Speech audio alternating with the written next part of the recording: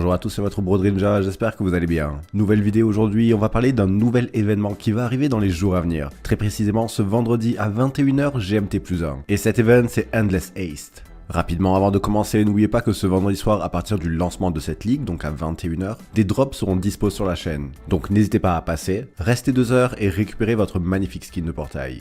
Ces drops seront disponibles jusqu'au lendemain samedi 21h, au moins comme ça, vous êtes au courant.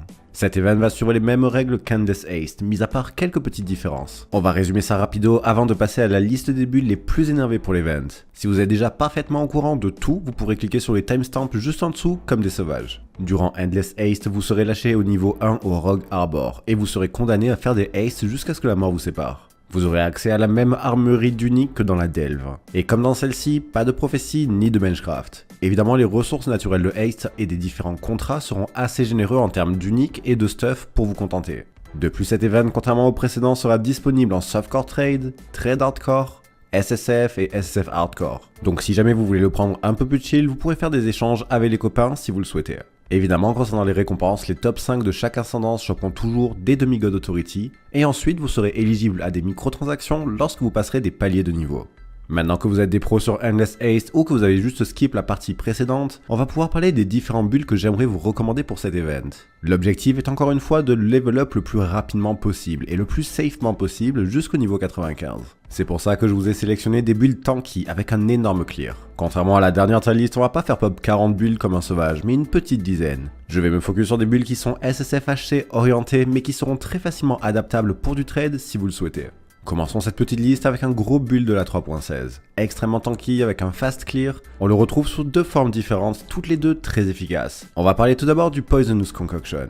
Arrivé à ce patch, l'effet shotgun de cette attaque à projectile a su directement s'imposer dans la méta comme une des optis les plus polyvalentes du jeu. Une grosse AOE pour bien nettoyer les contrats, une robustesse à toute épreuve grâce à un savant mélange de Determination et Grace. Dans l'ensemble, un build très polyvalent, atypique car vous ferez des dégâts de type poison basés sur la recovery de votre flasque et vous n'équiperez pas d'armes. Une grosse recommandation pour cet event et même en général à tester. Comme mentionné, il y aura donc deux versions disponibles, une en Pathfinder et une en occultiste. Je recommanderais davantage la Pathfinder pour la qualité de vie et le spread du poison et l'occultiste pour les boom boom. On enchaîne sur un deuxième build assez chill pour l'Endless Haste. On part au sommet de la tankiness et de l'AFK Gaming avec le Righteous Fire. Il a vraiment repris du poids de la bête à ce patch et a même été l'un des builds les plus populaires d'Endless Delve. Et c'est tout naturel qui s'impose ici de la même manière. Extrêmement solide ici en termes de survie, tuer les mobs sans trop les regarder, l'Inquisitor en Righteous Fire semble être très bien adapté à la haste et surtout à la validation des objectifs pour cet event. Ce skill consommera une partie de votre vie pour balancer du fire de mage overtime tout autour de vous. Grâce à votre régène naturelle, vous pourrez tenir très facilement ces dégâts et tout casser tranquillement. En tout cas, un playstyle simple, des dégâts satisfaisants en AOE, une énorme tankiness, bref, tout ce dont vous pourrez avoir besoin pour l'Endless Haste. Encore une petite occultiste, on pensait qu'avec le rework de l'Overload, les builds en Vortex Cold Snap seraient morts et enterrés. Mais on s'était giga trompé. On est toujours devant des builds extrêmement solides en termes de dégâts et de survie. Le contrôle inné du Cold Mage et de l'occultiste permettent d'avoir une tankiness vraiment respectable, en plus de ses dégâts. La nature du Vortex permet aussi au build de facilement défendre et pré-shot les rencontres de haste. En early, potentiellement en Spellslinger pour avancer rapidement, puis plus tard en Self-Cast. Je suis convaincu que le build en Vortex seront bien efficaces pour cet événement. On enchaîne avec le Saboteur, et oui, on va encore parler du Seismic Trap, mais en ce moment le skill est totalement broken, donc autant en profiter. Vraiment solide pour tout ce qui est défense d'objectifs au niveau des portes, et pour pré-shot les ennemis qui seraient présents après ces checkpoints. Le Seismic/Exsanguinate Saboteur reste un des builds les plus polyvalents en League Start, accumulant un burst en single target totalement dingue, avec un clear solide, mais aussi une belle tankiness vraiment au-dessus de la moyenne en alliant moult aura défensive et en couplant ça avec de la régène naturelle du saboteur ainsi que son blind. La version la plus dominante est la classique en physical de mage. D'autres existent aussi en poison qui sont franchement efficaces et aussi en convert fire en Chieftain. Je vous recommanderais ces deux-là aussi si jamais vous aimeriez changer un petit peu. En tout cas, c'est validé. On enchaîne sur un de mes builds préférés, le Detonated Necro. Ça a été une absolue tuerie pendant l'Endless Delve de push avec celui-ci, car il a été vraiment adapté à l'event. Mais sachez que ça reste un build vraiment sympa, même en dehors de la mine. Il arrive à maintenir un gros clear ainsi qu'une belle tankiness qui seront largement suffisants afin de valider facilement les challenges de leveling de l'Endless Haste. Playstyle en 2 temps, vous posez votre D-Secret et ensuite faites tout péter grâce à votre Detonated. Votre ascendance vous permettra d'être plus tanky et de cast à la vitesse de la lumière avec cette petite synergie. De plus, Haste abrite elle aussi des créatures pour être transformées en spectre pour booster votre DPS. Ici, même si le build sera un peu moins solide qu'en Delve, je pense qu'il a tout à fait sa place et vous permettra d'aller très loin. De la même manière, je pourrais vous conseiller la version en Spellsinger qui est extrêmement forte en clear, mais un peu moins en survie. On ne pouvait pas faire cette brave petite liste sans mentionner le champion. Ici, 2 builds vraiment efficaces. Tout d'abord, l'indétrônable Toxic Rain, bien plus adapté dans les contrats de Haste que dans les profondeurs de Delve. Il trouvera ici bien plus de place pour se développer et clear en toute tranquillité. Toujours aussi tanky dans sa version champion que je vous recommande. Vous pourrez aussi imaginer la faire en raider pour avoir plus de zoom, mais dans l'ensemble ça reste un très bon build, bien rapide, bien tanky, qui saura vous amener loin pendant cet event. En deuxième, grosse recommandation, c'est le Spectral Helix dans sa version Impale. Encore une fois, on tire parti de l'ascendance du champion pour obtenir un build ultra solide défensivement, tout en profitant de la synergie naturelle avec l'Impale, bien adapté pour cet event, je vous le recommande totalement. Il me semblait opportun ici de vous mettre un petit build totem, le playstyle étant bien plus adapté ici qu'en Delve. Vous aurez la possibilité de vous protéger facilement lorsque le PNJ ouvrira les portes, et aussi de pré-shot tranquillement les hordes de mocheté derrière celle-ci. J'en ai sélectionné 2 pour vous qui seront assez forts pour Haste. Tout d'abord l'arc totem, simple et efficace en termes de clear. Le build est assez tanky et tiendra très bien le burst de dégâts de Haste, tandis que vos totems auront un bon clear grâce au chain de arc. Et en deuxième, avec quasiment le même playstyle, vous pourrez opter pour le classico Freezing Pulse Totem.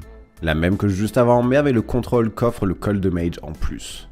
Pour les amoureux du playstyle, je pense que vous passerez un très bon moment avec vos Toto.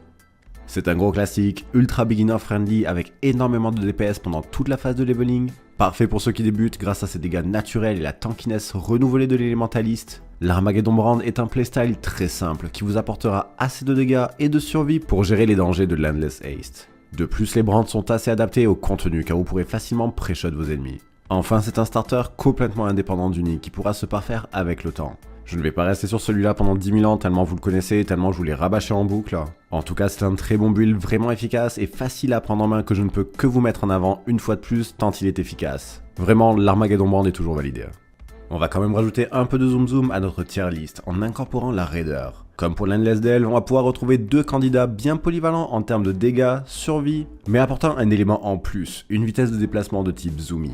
2 builds ici qui suivent quasiment le même archétype. Tout d'abord le Spectral Helix qu'on retrouvera ici sous sa forme en Trinity. Toujours aussi efficace et qui s'adapte pas si mal à tout ce qui est map couloir, comme on va le voir ici avec Haste. Et enfin le Lightning Strike, nerveux, dynamique, facile à prendre en main, un gros clear et une bonne tankiness. Je ne peux que vous conseiller ces 2 builds, surtout quand on arrive à suivre des versions vraiment tanky, qui vous permettront d'avancer de manière safe dans l'Endless Haste. Mais à la différence des autres, vous aurez des sensations de dynamisme bien plus élevées grâce au zoom. En tout cas, la Raider fait toujours la différence de ce côté-là. On termine avec un de mes builds préférés, le Gladiator en Corrupting Fever. Il se joue en early avec Kinetic Blast et profite de la synergie du Glad avec le Physical Damage Over Time et le Bleed pour pouvoir mettre des grandes bleed explosions sur la map. Bien tanky, facile, fun et facile à prendre en main, ça reste un formidable starter qui vous permettra facilement d'avancer lors de vos contrats et de level up tranquillement. Vraiment un perso de choix que vous pourrez même tenter de faire évoluer vers un Tornado Shot plutôt que Kinetic Blast si vous souhaitez aller plus loin dans l'aventure. C'est direct validé. J'en profite rapidement, si vous êtes un Glad, vous pourrez même imaginer vous orienter vers un Shield Crush. C'est un autre build avec un archétype assez tanky qui possède un excellent clear ainsi qu'une énorme move speed. Il nécessitera un shield avec énormément d'armure pour opérer, mais ça reste relativement faisable. Ça peut être aussi un très bon objectif d'évolution après quelques jours de farm et pour pouvoir transi. À tester les copains. Hello les bros, j'espère que vous aurez bien apprécié cette vidéo et qu'elle vous aura donné quelques petits indices sur le build que vous allez jouer pendant Endless Haste. Évidemment, il y a pas mal de builds qui se ressemblent avec la Delve, mais c'est normal parce qu'on a les mêmes besoins. On a besoin d'avoir des builds qui sont super tanky et qui clear fast. N'hésitez pas d'ailleurs à check dans la description, je vous ai remis le G-Doc avec l'intégralité de tous les builds de Endless Delve. Ça s'applique aussi très bien, donc n'hésitez pas à cliquer et à jeter un œil. En tout cas, si vous avez bien aimé cette vidéo, n'hésitez pas à like, subscribe à la chaîne et à me dire surtout dans les commentaires ce que vous allez jouer pendant cet event. Comme je l'ai dit au tout début de cette vidéo, on va stream cet event et il va y avoir des drops sur la chaîne, donc n'hésitez pas à passer sur Twitch et à récupérer ça. C'est tout pour moi, je veux juste vous souhaiter une excellente journée et un très bon event. C'était Drenja, pour vous bivoper.